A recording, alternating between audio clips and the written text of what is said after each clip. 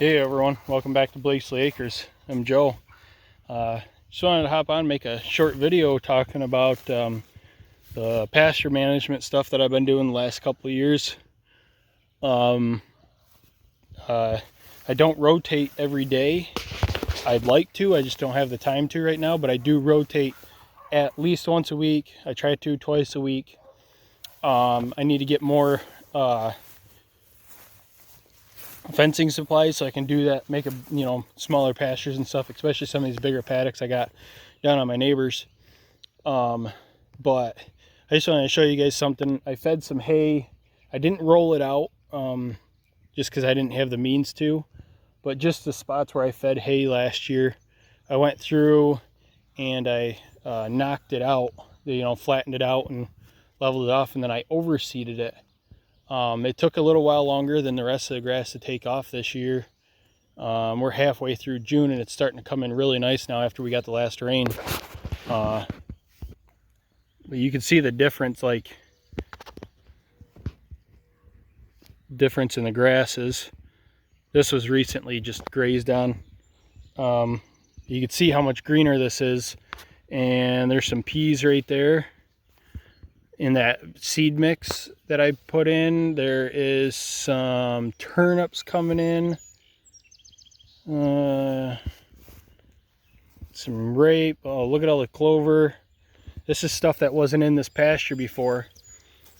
This section right here, actually, this whole section was just goldenrod, and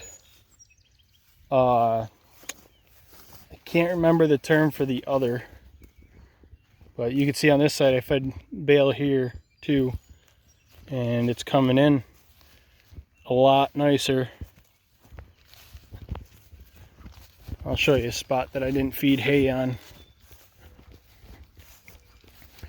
That whole area looked just like this.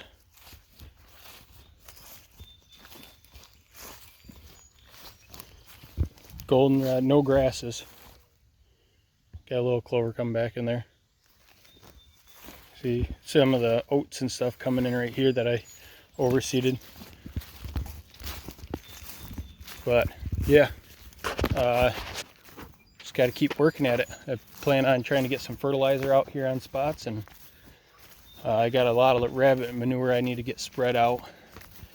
I got a nice compost pile going down at the house of cow and goat and some chicken manure.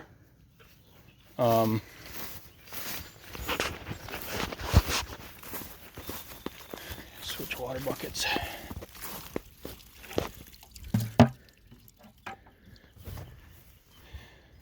But yeah, I'm thinking about burning these two piles.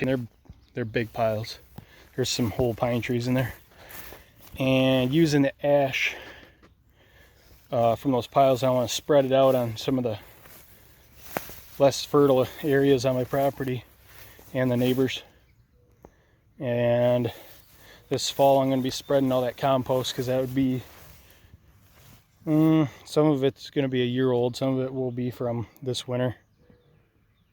I'd like to let it break down further, but if I can get it spread out this fall and let it set on the ground for the winter and work in this first year, I think I'll be better off with that.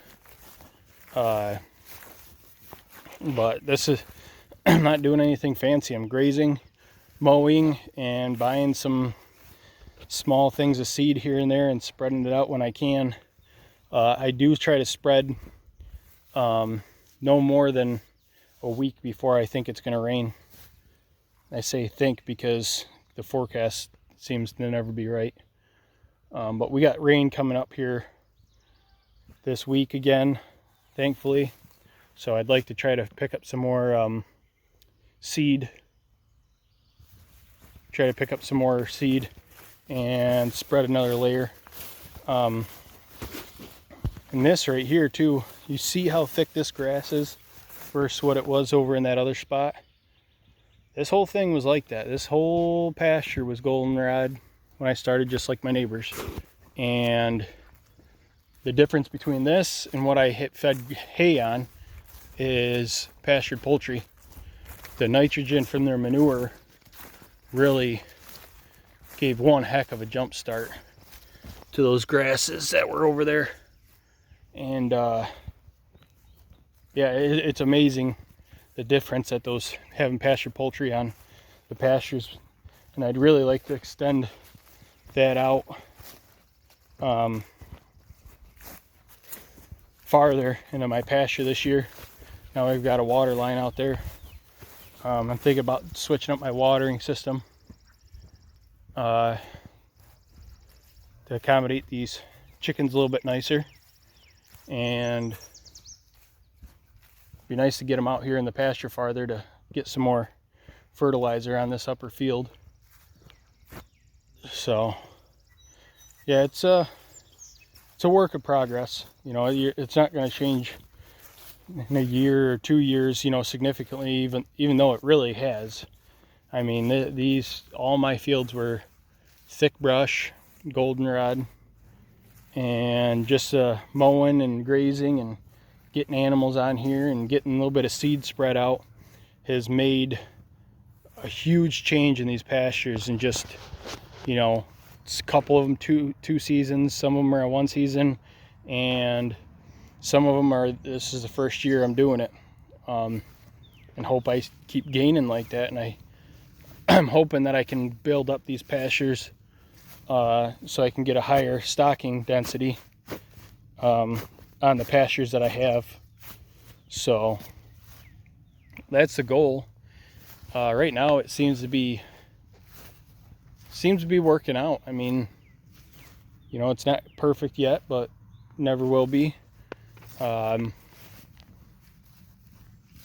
Just keep working with what you got. That's all you can do. That's, you know, a lot of people say, oh, I can't. I've done it before too.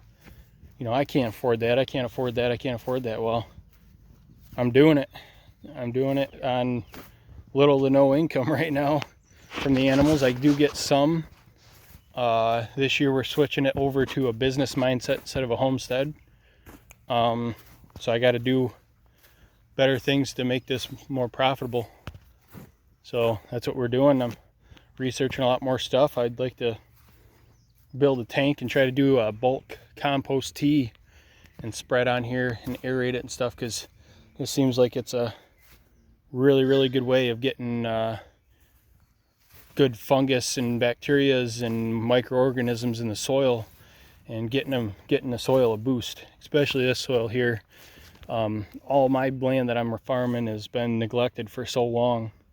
I think it'll be really good for it to try and get more fertilizer and get microorganisms and good fungal and bacterial growth in these soils again. So it's where we're at right now. I just wanted to show you guys, you know, just working at it and doing the rotational grazing and keeping pastures trimmed down so it kind of helps kill the weeds back. It's not 100% foolproof, but you know, right now, you know, for all of us that are just starting out with little to no capital to put into your small farms or homesteads, you got to work with what you got. And this is what I'm working with right now. So yeah, I hope to be able to keep providing progress on these pastures and showing you guys what's happening with them, especially now that we have the meat birds out on pasture and we're moving them. Yeah, hope to just get some more manure out here and get some more fertilization. So if you guys could like, comment, subscribe, share, and ring the notification bell if you guys want to see more. It's greatly appreciated. I hope to catch you on the next one. Since I hadn't got the video done yet, figure I'd show you what these two pastures look like after I think 2-3 weeks of rest, this is where that bale was sitting. It looked patchy in the beginning of the video, and look how thick that's gotten. It is knee high on me. And that is the other side I showed you guys. That didn't come back as good because I didn't mow that off. And I ran the chicken tractor through here. But you can see the progression of where it started and where, you know, they got a little bit bigger. There's a couple times I didn't move them twice a day. You can see how green and thick this grass is coming back though behind them. Yeah, I know, girls. But it's all about doing something, not overgrazing as best you can. I've done it myself quite a few times. You can see the difference between what I didn't mow, which is this stalky stuff, and what I did mow, and that hadn't had any chickens on it.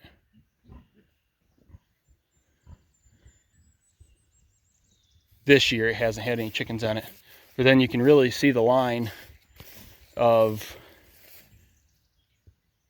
where I planted new stuff and put bales out versus where I didn't put bales or anything. So yeah, I just want to throw that in here since I'm just getting the video out now, to kind of show you guys how far it's come in the last couple weeks. It's shot right up. Giving it rest, you know, makes a huge difference. And the diversity in here is crazy after planting some of that different stuff in here. I can see the peas and some of the turnips and the rape, some of the oats coming up, and the grasses from that naturally seeded from the hay bale. But you can even see right here the difference. Original, it had chickens on it last year, so it's a little bit nicer. Still got goldenrod and some ragweed in there. Into this patch. It's actually like the perfect side-by-side comparison of you know, what management does for your pastures.